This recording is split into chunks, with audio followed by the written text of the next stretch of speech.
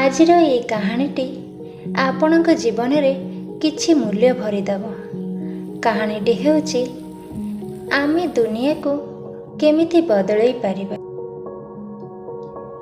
ବିଶ୍ୱନାଥ ପୁରା ଗାଁରେ ଜଣେ ପଢ଼ାଲିଖା ଲୋକ ଥିଲେ। ଗୋଟିଏ ସରକାରୀ ସ୍କୁଲରେ ଶିକ୍ଷକ ଭାବରେ ଚାକିରି କରୁଥିଲେ। ପିଲାମାନଙ୍କୁ ବହୁତ ସରଳ ଉପାୟରେ ବି ପାଠ ପଢ଼ାଉଥିଲେ।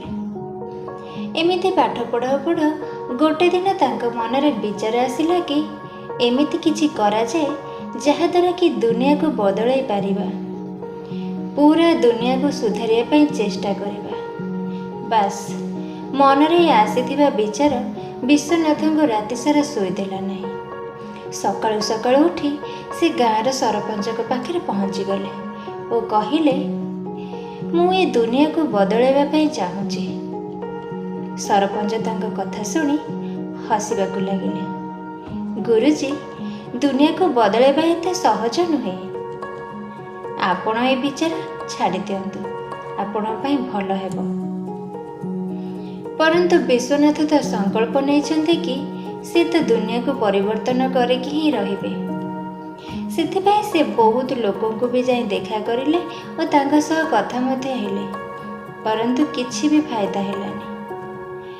ଏବେ ସେ ନିଜେ ଏକାକୀ ସାମାଜିକ ସେବା କରିବା ପାଇଁ ଲାଗି ପଡ଼ିଲେ। ପରନ୍ତୁ ବହୁତ ଜଲ୍ଦି ତାଙ୍କୁ ସତ୍ୟ ବୁଝା ପଡ଼ିଲା କି ଦୁନିଆକୁ ବଦଳାଇବା ଏତେ ସହଜ ନୁହେଁ। ମନରେ ଭାବିଲେ କି ଦୁନିଆ ବଦଳାଇବା ତ ସହଜ ନୁହେଁ, କିନ୍ତୁ ମୁଁ ମୋ ଦେଶକୁ ତ ବଦଳାଇ ପାରିବି।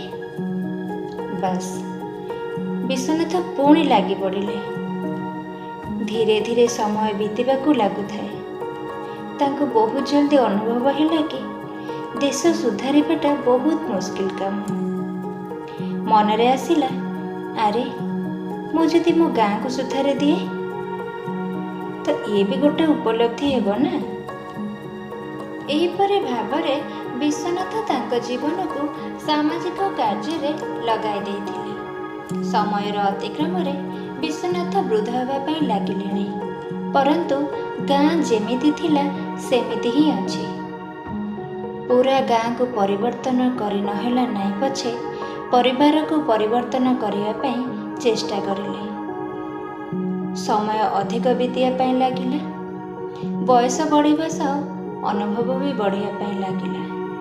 ବିଶ୍ୱନାଥ ଅନୁଭବରୁ ପାଇଲେ କି ସବୁଠୁ ସହଜ କାମ ହେଲା ନିଜକୁ ପରିବର୍ତ୍ତନ କରିବା।